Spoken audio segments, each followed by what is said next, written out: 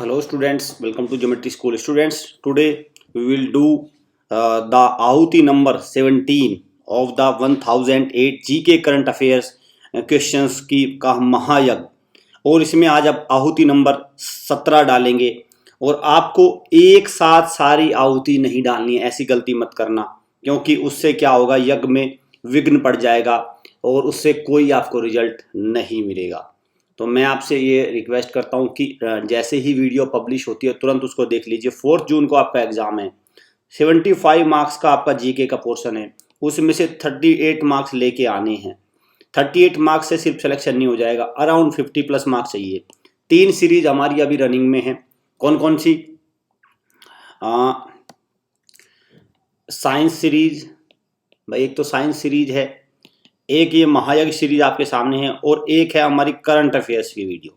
अगर आप तीनों चीज़ों को कंटिन्यूअस आप इनको देख के जा रहे हैं, पिछले 2-3 महीने से आप लगातार इनको फॉलो कर रहे हैं, तो फिर आपको सिलेक्शन में 50 प्लस मार्क्स आप स्कोर कर जाएंगे। 50 प्लस मार्क्स, 38 मार्क्स आपको आउट ऑफ 50 टोटल हैं पास होने के लिए। अगर आप 37 भी ले आए तो कोई फायदा नहीं होगा बाकी मार्क्स का, तो इस बात को आप ध्यान रखना। कोई भी इंफॉर्मेशन चाहिए आपको, live class, hostel facility, recorded mock test या कुछ भी, तो आप हमारी वेबसाइट पे जाके वहाँ पे विजिट करिए और कोई भी प्रोडक्ट को अवेल कर सकते हैं। हमारी एक्सपर्ट टीम आपको प्रॉपर गाइडेंस प्रोवाइड करेगी। इस क्यूआर कोड को स्कैन करके आप टेलीग्राम ग्रुप से जुड़ जाइए। लाइव क्लास कैसे ले सकते हैं? इन नंबर पे कॉल करके लाइव क्लास के लिए रजिस्टर करिए। RIMC, RMS और सैनिक, इन तीनों के लिए लाइव क्लास आप ले सकते हैं। 2 लाइव क्लासेज आपको free of cost, no charge for 2 live classes. Hostel start हो चुके, बहुत सारे स्टूडेंट्स के घर पे वो माहौल नहीं है, वो इन्वायरमेंट नहीं है कि वो घर से अच्छी से तैयारी कर सके, तो 6 मंथ या ईयरली प्लान को अवेल करिए। आप 1 मंथ का प्लान भी ले सकते हैं, 3 मंथ का प्लान भी ले सकते हैं। इन प्लान को अवेल करिए। और RIMC जैसे एग्जाम के लिए तो बहुत इंपॉर्टेंट है। ये सारी पिक्चर्स है, आप हॉस्टल की पूरी कंप्लीट वीडियो भी हमारे चैनल पे आप वहाँ से देख सकते हैं कैसा हमारा हॉस्टल है। इन नंबर पे कॉल करके कोई भी इन्फॉर्मेशन चाहिए आपको हॉस्टल रिगार्डिंग, आप यहाँ से इन्फॉर्मेशन ले सकते हैं। चलिए, to which state does the घेरिया नृत्य? तो घेरिया नृत्य किस राज्य से संबंधित है? घेरिया है गुजरात का। फोक डांस है एक प्रकार से, ये एक प्रकार से फोक डांस है घेरिया नृत्य। और भी गुजरात के इंपॉर्टेंट है, गरबा गुजरात का बहुत इंपॉर्टेंट है, गरबा। दांडिया गुजरात का बहुत इंपॉर्टेंट है, दांडिया। ठीक है, गरबा, दांडिया इंपॉर्टेंट है ये गुजरात के। क्लियर? तो घेरिया भी उसमें ऐड कर लीजिए, घेरिया। तो नेक्स्ट पे चलते हैं। Option A is the right answer. Gianni Infantino has been reelected as the president. और जियानी इन्फेंटिनो किसके बने हैं? फीफा। फीफा क्या करता है? और फीफा क्या है? फीफा एक ऐसी एजेंसी है जो फुटबॉल के जो टूर्नामेंट है उनको रेगुलेट करते हैं। जैसे क्रिकेट को ICC रेगुलेट करता है, ICC, ऐसे ही फुटबॉल को कौन देखता है? फीफा। तो football, FIFA is the governing body of football, governing body of football. चलिए, When did the first meeting of the Constituent Assembly take place? तो Constituent Assembly की पहली मीटिंग कब हुई थी? दिसंबर 1946, 9 दिसंबर 1946, 9 दिसंबर 1946।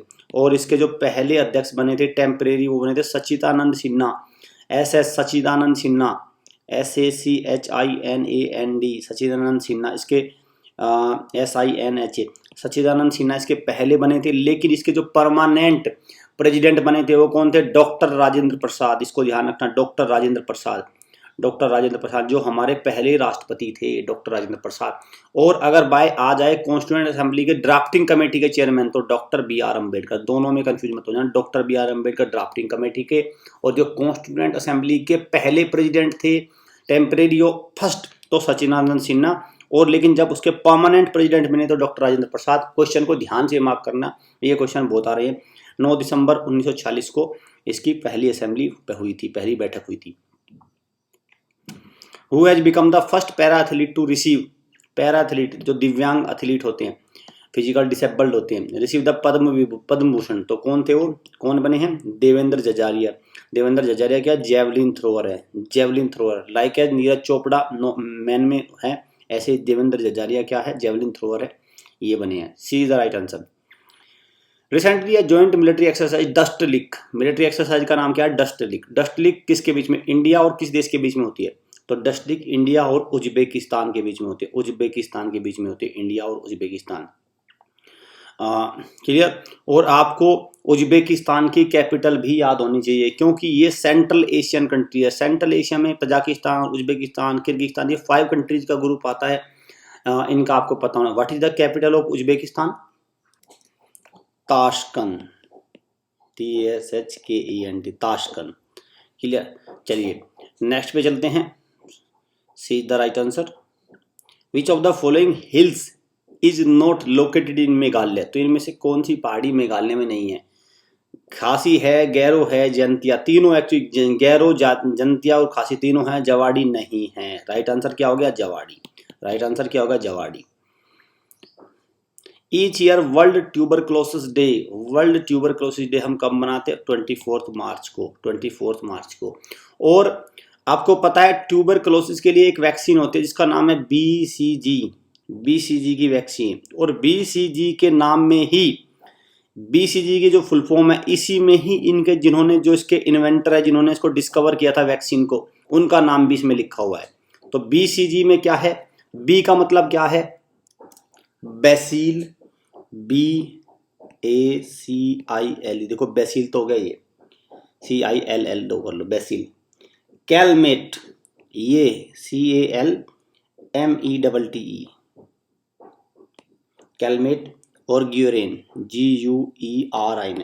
तो जो कैलमेट और ग्यूरेन है ना, इन्होंने ही, ये 2 पर्सन थे, इन्होंने ही इसको डिस्कवर किया है, TB की वैक्सीन को, ट्यूबरक्लोसिस के जो ये वैक्सीन है, इसको डिस्कवर किया है BCG। क्लियर, ये इसको ध्यान रखना। तो क्वेश्चन ये आ चुका है कि BCG की वैक्सीन किस डिजीज को प्रोटेक्ट करती है, या डिस्कवर किसने किया ट्यूबरक्लोसिस वैक्सीन को। तो इस तरह से क्वेश्चन बनते हैं।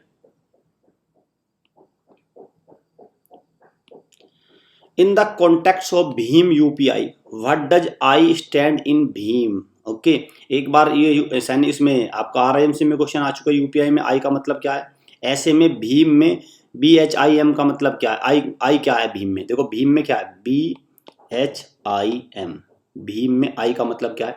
जैसे UPI में I का मतलब क्या है? तो I का मतलब क्या है? इंटरफेस। तो पूरा नाम क्या है इसका? Bharat, BHARAT, Bharat interface for money. ठीक है, भारत इंटरफेस फॉर मनी। तो आई का मतलब क्या हो गया? इंटरफेस। तो इंटरफेस ही ये रहा, interface. D is the right answer. ऐसे ही ये क्वेश्चन आया तो आई का मतलब है unified payment interface. You means unified, unified payment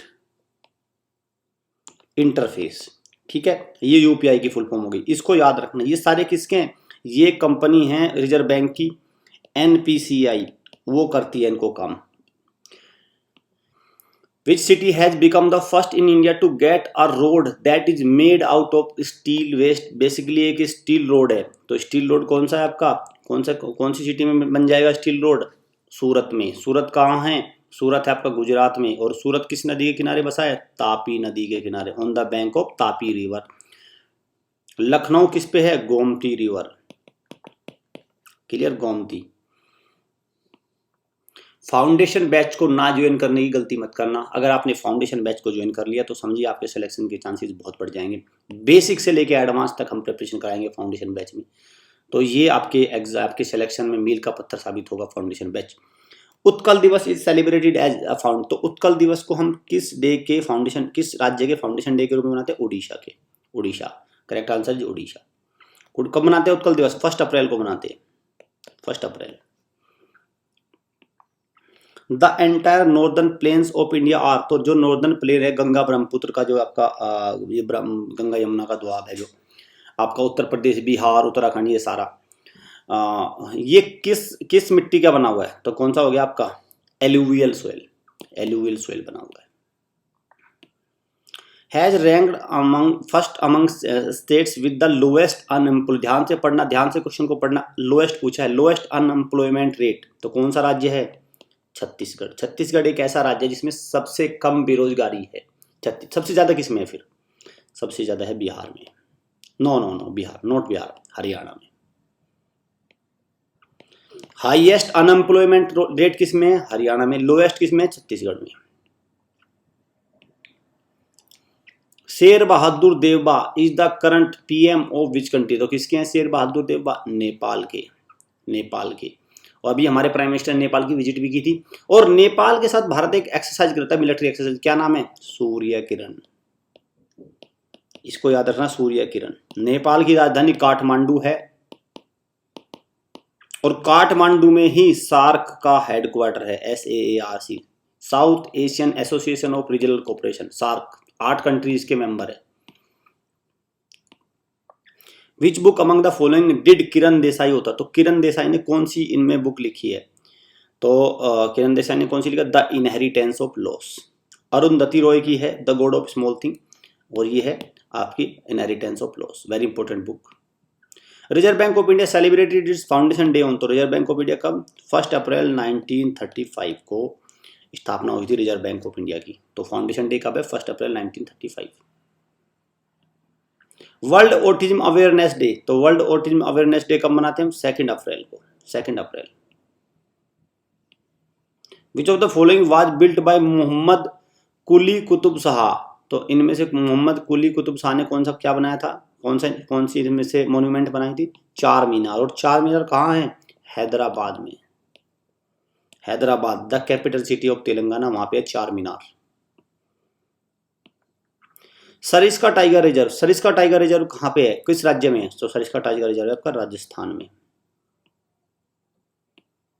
which of the following instrument is played by Amjad Ali Khan. तो अमजद अली खान कौन सा इसमें इंस्ट्रूमेंट बजाते थे? सरोद, सरोद। इसमें आप दो चीजों को याद रखना, पंडित बिरजू महाराज, पंडित बिरजू महाराज,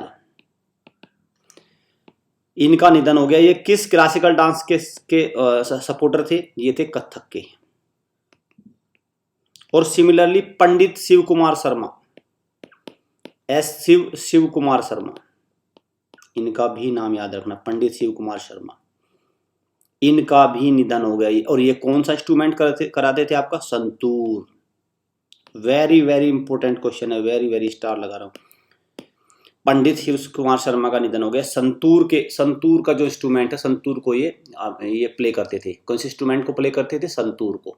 क्लियर? तो इनमें पंडित बिरजू महाराज में कंफ्यूज कथक, पंडित शिव कुमार शर्मा संतूर, और अमजद अली खान सरोद।